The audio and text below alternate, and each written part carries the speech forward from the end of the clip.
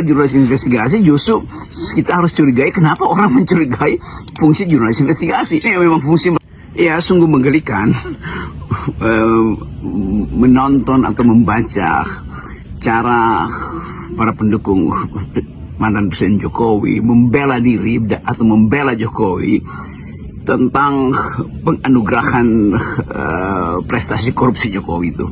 Kita mulai menduga bahwa ini akan jadi isu panjang. Bayangkan misalnya cara membantah sesuatu yang dihasilkan melalui riset dunia oleh para jurnalis investigasi itu.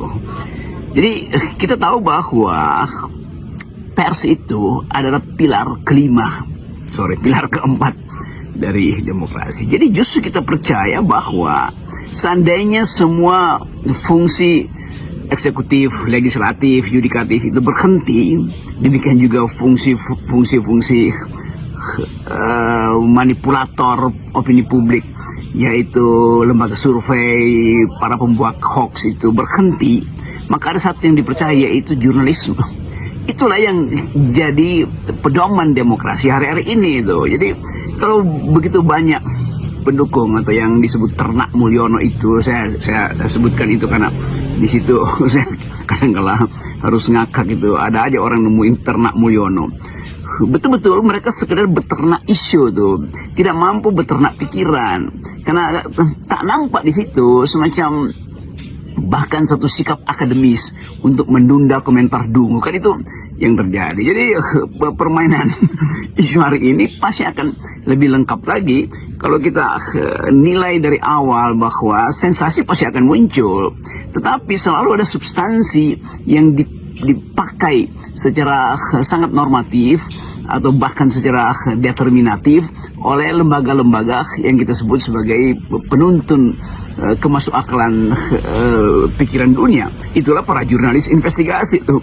Jadi mencurigai para jurnalis investigasi, justru kita harus curigai kenapa orang mencurigai fungsi jurnalis investigasi. Ini memang fungsi mereka menginvestigasi.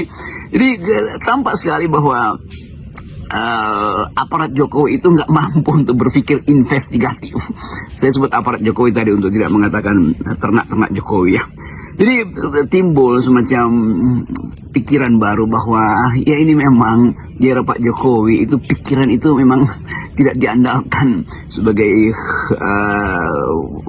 narasi untuk menghasilkan percakapan yang dialektis. Jadi saya kira itu hal yang di awal tahun ini akan berlanjut, yaitu kedunguan para pembela atau kedunguan ini. Jadi saya sulit cari istilah karena tadi saya sebut ternak-ternak Mulyono. Tapi oke, kita ambil aja satu prinsip bahwa mereka yang masih berkerumun di sekitar Pak Jokowi itu terlihat makin lama makin dangkal karena tidak punya semacam, ya bukan sekedar argumen akademis, kepekaan akademik aja terhadap hasil investigasi para jurnalis dunia itu dianggap sebagai provokasi. Jadi ya kedangkalan itu memang sudah berawal sejak Jokowi memerintah negeri ini.